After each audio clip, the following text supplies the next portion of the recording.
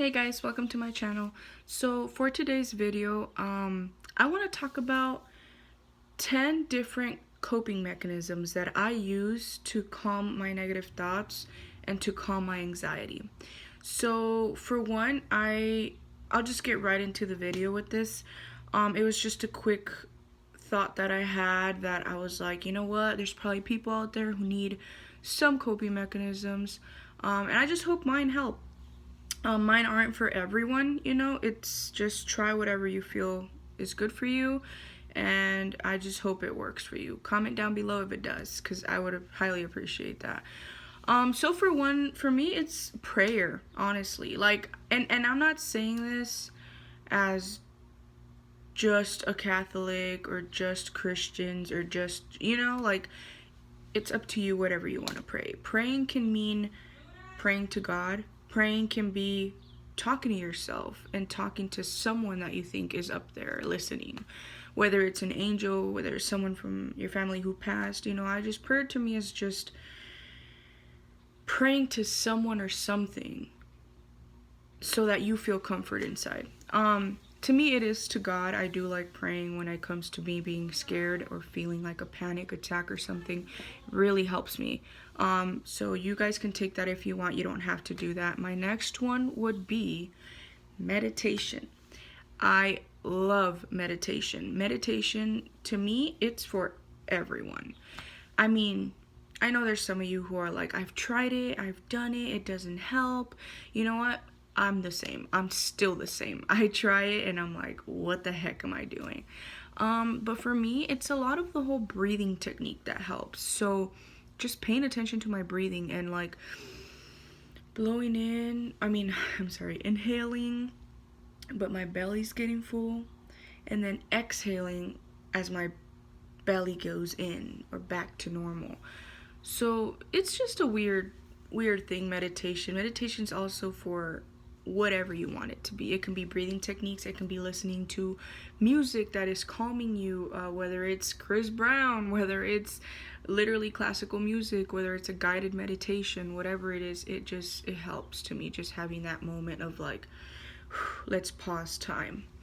For another one, I really just think talking to someone seriously, whether it's your friend, whether it's a stranger, whether it's your mom, your dad, your uncle, your aunt, your grandma, your whoever, your neighbor, it doesn't have to be someone in the family. It can always be someone who you just feel won't judge you back, or even a stranger, because you don't know, they don't know you enough to judge you, or they don't know your personal life enough to be like, oh, well, if I tell her, she might go and tell my mom, or you know what I mean? Like, strangers are always not strangers, but the neighbor that doesn't really know you all that much, or just any random friend that you met in class, at work, someone who at work you really get along with, and you're like, hey, you know what, I just really want to talk to someone. I'm sure 90% of the time, no one is gonna reject talking. Like, no one's gonna be like, oh, sorry, I don't want to hear you. If you go up to them with all honesty saying, hey, I really need to talk to someone, is it okay if I talk to you? 90% of the time people are open to it, and if they're not, then they're just pretty rude. But yeah, just talking to someone. Or another one that I do is talk to myself in the shower, talk to myself in the mirror, in the room while I'm laying down trying to go to bed. Whatever it is, just try it out, because it has helped me so much. Even like talking crap to yourself. You know what, Marcy, why are you thinking like that? You're not stupid. Stop thinking that.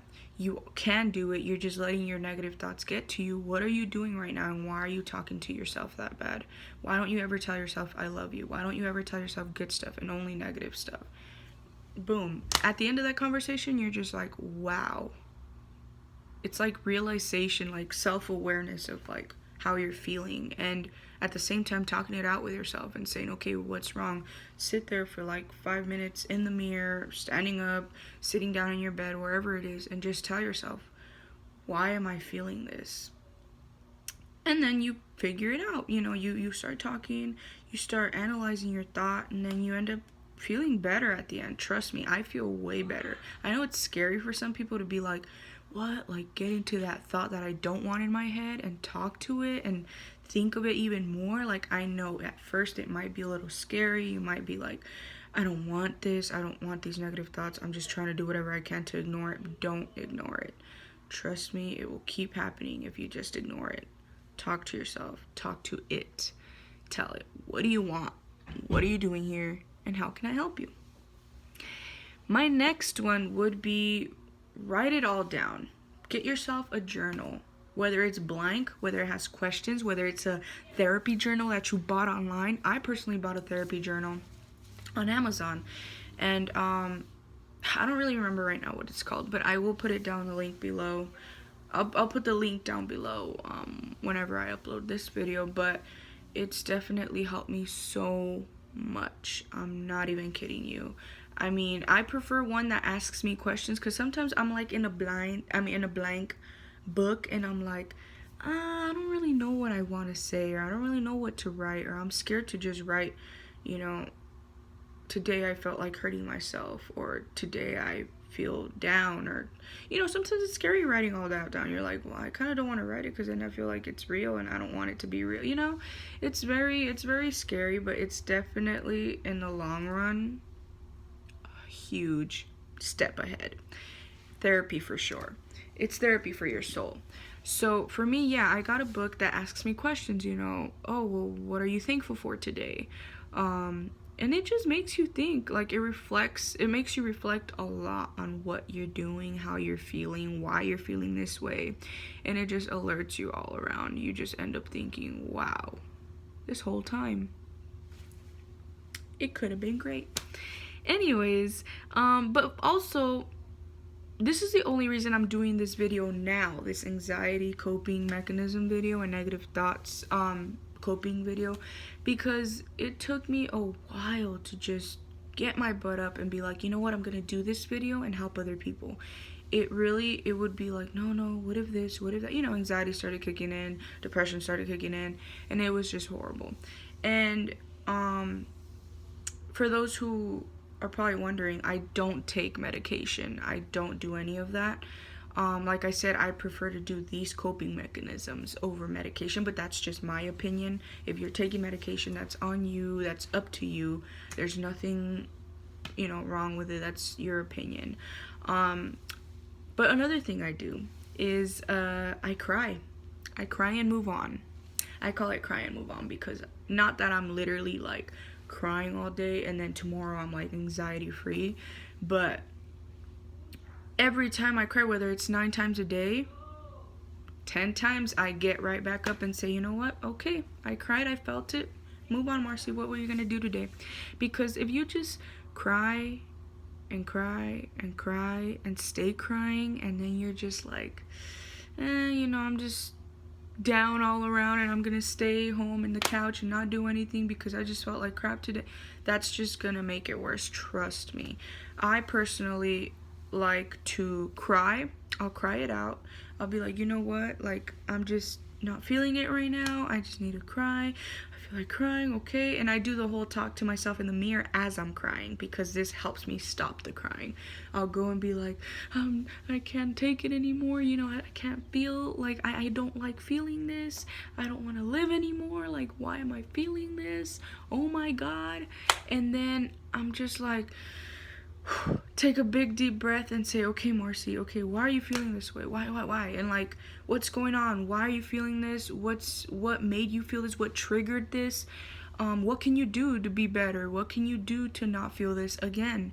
You know, and I start praying, I start meditating, I start doing everything and trying whatever it is of my list, one of them always works. So yeah, by the time I'm done figuring out what I should do, I'm already way better with my thoughts. I'm like, okay, Marcy, you cried it out, that felt really good. Now what else were you gonna do? And now another thing I don't recommend is for people to, you know, pray a little bit, feel better a little bit, and then that's it, they stop, you know, like just temporary feeling of good. Don't do that, because there's times where I've done that myself, you know. I'm like, oh, okay, I meditated for like 2 minutes and now I'm good. Oh, who knew it would take 2 minutes, you know? And then the next 2 hours, I'm like back to feeling a little down. And it's because you don't really give yourself that time to be like actually digging into the root cause of what you're feeling. You know, you're just like, okay, I feel better. And like, that's not really helping it. That's just, you know, postponing the feeling, because later on it'll be back like, oh, hi, you didn't figure me out earlier, so here I am back, what's up? And then you're just back to square one. So yeah, definitely just do like that. That's what I'm saying, is to me, is just give yourself 5 minutes, 5, 10, 15, 20, whatever minutes you can of your whole 24 hours for the day, to sit with yourself and get to know yourself, get to know what you're feeling, get to know how you're feeling, why you're feeling it, what triggers it. Eventually, months, days, weeks will pass, maybe even hours will pass, for some minutes, and you'll figure out what the root cause is. And once you figure out the root cause, then you plan out how you can help yourself. You know what? Maybe I am back from my childhood, this and this happened, and you know what? Maybe therapy is a good thing for me. You know what? Maybe coping mechanisms are a good thing for me. You know what? This exact coping mechanism is what gets me better every time, so I'm going to do it moving on forward. Next thing you know, negative thoughts are like, ooh, gone. Because usually you have these neurons in your head, and it's like, let's say these are the neurons. Washing your hands, negative thoughts, eating. Let's just do 3. So let's say you're now washing your hands, eating, working out. Whoa, that's new. Like, whoa, you're not in this list. What are you doing? Working out, working out, working out, working out. And like, next thing you know, this neuron that was there will fade away because you're not using it anymore. So the negative thoughts are fading away because you're replacing it with something else, like prayer, meditation, talking to someone, talking to yourself, being more productive, being more active, working out, whatever it is. You're fading away that feeling. Therefore, anxiety doesn't just go away. You can do it, literally, by replacing what you're doing right now. If you're sitting on the couch crying, replace that with something more productive. You know what? I'm going to clean my house today. And by cleaning, I don't mean picking up what's on the floor. I mean, whether it's scrubbing the tub or something more tough that keeps your mind super busy, gets your body moving, active, and feeling good, and I'm sweating, like, you know what I mean? And just something that keeps your mind not busy, but replaces those negative thoughts. Because sometimes you do have too much time in your hands to think about all this stuff that makes you think over and over, and it's just a cycle that you're thinking about this, thinking about that, and it's like a repetitive cycle that you're just like, I can't get out of. And then eventually, woo, what's working out gets you out.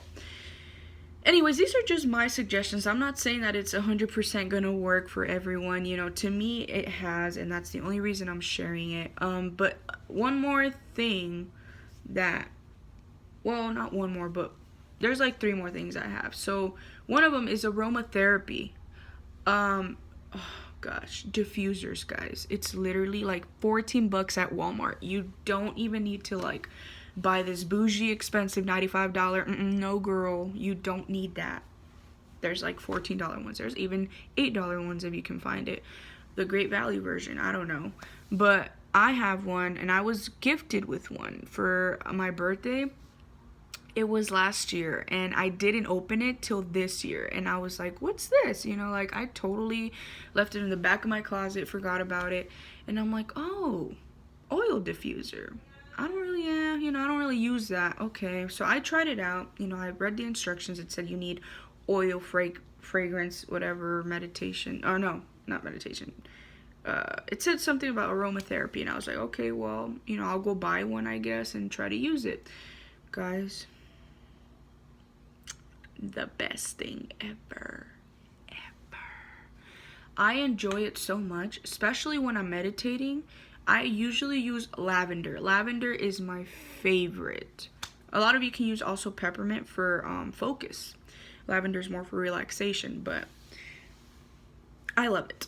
So I tried it, and mine changes colors. It's colorful, so I really like that, because when I'm meditating, my room's dark and all I see is those colors, and it's like, ooh, you know, soothing. So I put lavender oil diffuser, and then you put like water, I think, and then you turn it on, and this mist starts coming out, you know, and you just smell it, and you're just like, oh man, like it really does relax you. It's so weird how it relaxes you, but it does. And yeah, so I would try that, or even roll-ons, the little roll-on, you know, oil, smell it, whatever. It's really good for you too. I've tried it too, and it's helped me. But again, it's helped me, doesn't mean it has to help all of you, but just suggesting out here. So also, the whole counting in your head, that's a weird one. I usually use that one when I'm about to sleep. I can't sleep sometimes. Sometimes I'm just struggling to sleep because of my anxiety, because of my running thought machine that's like, and it's just nonstop. Guys, I totally understand. Like, it sucks, it does, but counting in your head really helps. Like when I'm falling asleep, or when I can't sleep, I start counting. Sometimes I count all the way from 400 backwards, because 100 is just not enough. I count from 100 backwards, and then I get to 1, and I'm like, okay, that didn't really help. I'm still awake. So I take longer. I do 400 backwards. 400, 398, 397, 396. And it's just like, eventually you get so bored out of your mind, because you're just like this is actually dozing me off. And I knock out, or I get sleepy to the point where I'm like, okay, now I can get comfortable and fall asleep. But yeah, it's tough, you know. There's a lot of coping mechanisms out there, guys, and I just gave you a few of the ones I wanted to give. Not sure if that was 10 or not, but there are some coping mechanisms. But yeah, it's just something that, you know, I just want you guys to live in the present, you know. Like, I want you guys to, like, for example, meditation to me is living in the moment. You're literally like closing your eyes, and you're just like in the moment. What do I feel? How do I feel? What am I touching? What am I hearing? What am I smelling? Present wise, you're not feeling what's in the past, you're not feeling what's in the future, you're just trying to feel what you're feeling now. And that to me has helped me so much, and I really truly hope this helps a lot of you guys, or at least a couple of you guys, because it's definitely helped me.